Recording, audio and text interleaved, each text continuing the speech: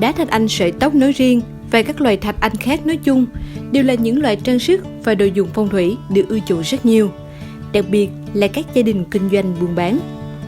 Tuy nhiên, giữa bạt ngàn các loại thạch anh và các công dụng ý nghĩa khác nhau, thật khó để chúng ta có thể chọn một món đồ thạch anh phù hợp với bản thân mình. Những điều có thể bạn chưa biết về thạch anh tóc sẽ có trong một vài phút tới. Bạn lưu ý nhé! Thạch anh tóc có tên khoa học là Rutilated quartz, một dạng biến thể của thạch anh. Loại đá này có chứa các bao thể khoáng vật hình kim, que, nhìn giống như những sợi tóc nên được gọi là thạch anh tóc. Các sợi tóc được hình thành bên trong đá do nhiệt độ và áp suất cao là thành phần titan axit. Thạch anh tóc được hình thành hàng chục triệu năm trong các hốc đá magma axit và mạch pegmatite do sự biến động của vỏ trái đất. Thạch anh tóc có từ trường mạnh hơn các loại thạch anh thông thường nhờ các bao thể khoáng chất bên trong, do đó giá trị tính năng của chúng cũng cao hơn rất nhiều. Về cơ bản, thạch anh tóc gồm các loại: thạch anh tóc đỏ chứa các bao thể của khoáng vật hematite, thạch anh tóc vàng chứa các bao thể của khoáng vật rutin có màu vàng, đỏ, nâu đỏ hoặc sữa, thạch anh tóc xanh chứa các bao thể của khoáng vật actinolite hoặc chlorite có màu xanh lục. Ngoài ra còn có thạch anh tóc tím, thạch anh tóc đen, thạch anh tóc trắng, nhưng chúng không phổ biến bằng ba loại trên. Công dụng của thạch anh tóc: trải qua thời gian rất dài hấp thụ linh khí của đất trời, thạch anh tóc có rất nhiều công dụng to lớn, nhất là trong phong thủy.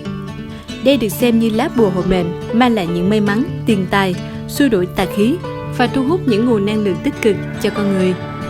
Nó giúp chủ nhân cảm thấy thư thái, dễ chịu, tinh thần minh mẫn, lạc quan, vui tươi hơn.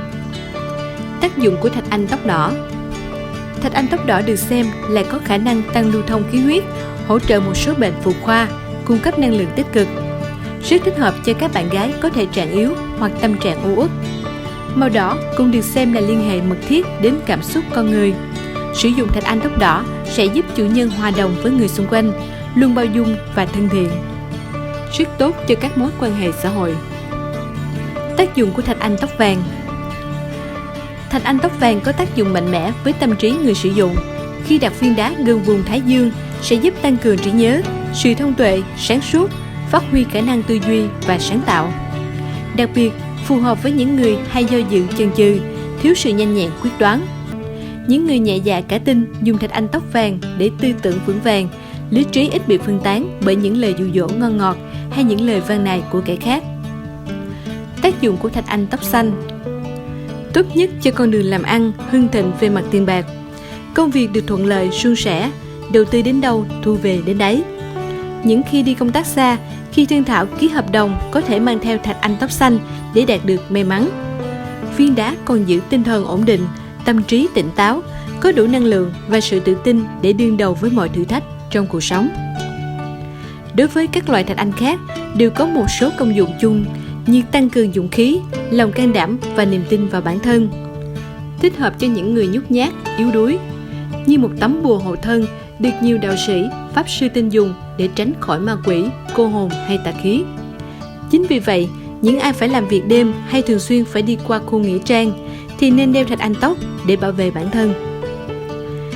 Ý nghĩa của thạch anh sợi tóc: từ xa xưa, thạch anh tóc đã được sử dụng để loại bỏ tà khí, tẩy trừ những dòng năng lượng xấu.